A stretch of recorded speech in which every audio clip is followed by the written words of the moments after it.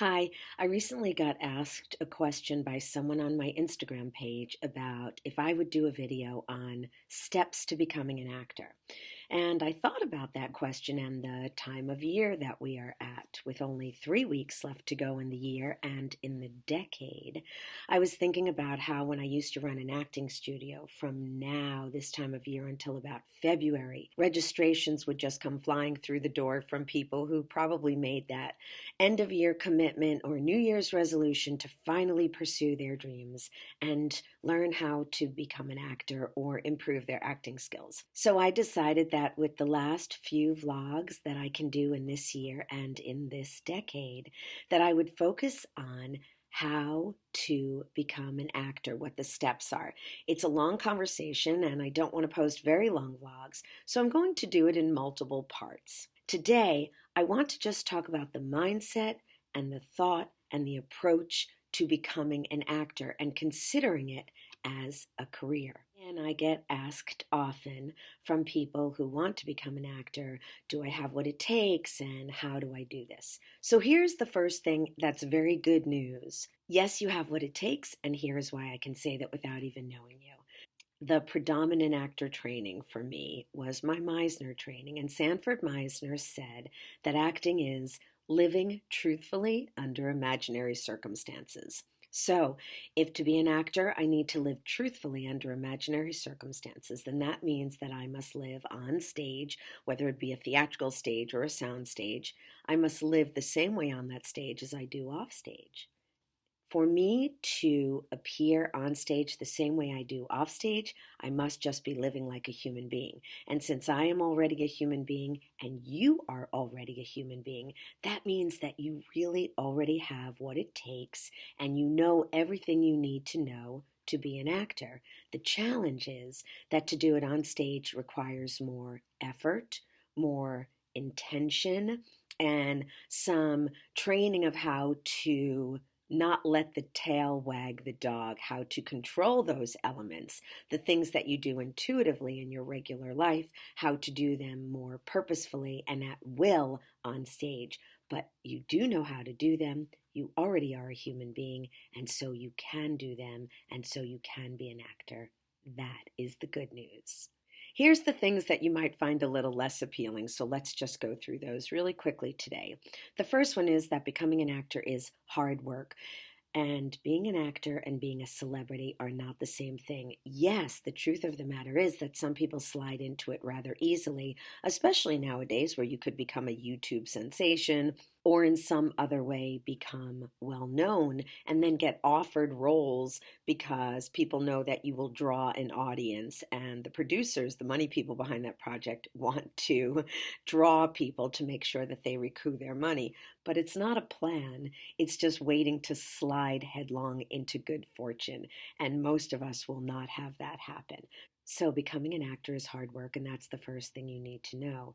It also takes a long time. We all know that there are very successful actors, really good actors who are actually quite young and maybe even haven't been doing it that long, but it does take some time. And so if you think it's going to happen overnight, that's not really how you should be thinking about this. Speaking of which, the third thing that I would say to you is that it really requires you to be self-aware. Look, I would have loved to have auditioned for those roles that were like model type, beautiful leading lady, but that's just not who I am. And you have to be honest with yourself. You have to be honest about your branding. You have to be honest about how other people will perceive you and how they might cast you. Typecasting is still a thing. We're getting away from it, but it is still a thing. And while you don't want to be typecast, you do want to be honest about who you are, what your strengths are, what your skills are, and whether you even want to do this, whether it's appealing to you to be in it for the long haul and getting training and doing this hard work that I'm talking about.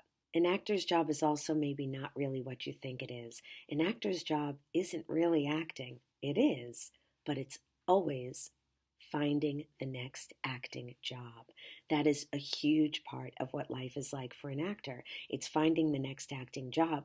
Now, even if you're lucky enough to get a TV show and it runs for 10 years, that still means that in 10 years you have to find another job. I have friends who have been at the same job for 20 years and have no intention of leaving, but most of us don't get those TV jobs. And even again, if we're doing well and you get a movie job or you get a job in the theater, that contract might still only be 6 months or a year. And while for an actor, that's a great contract and a long time of work, for most people, leaving a job after just a few months or a year would seem like they're flighty and changing jobs too often.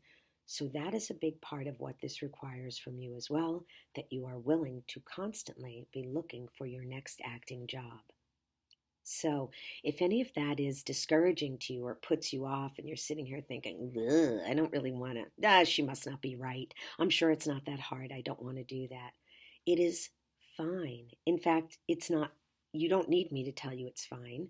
As my mother always said, your feelings are your feelings. And as I have said many times, quoting from Hamlet, and I have the converse to prove it, there is nothing either good or bad, but thinking makes it so. It is not good or bad if you listened to this video and thought, I'm not so sure that I want to do that. That's okay. It is neither good nor bad that you have changed your mind.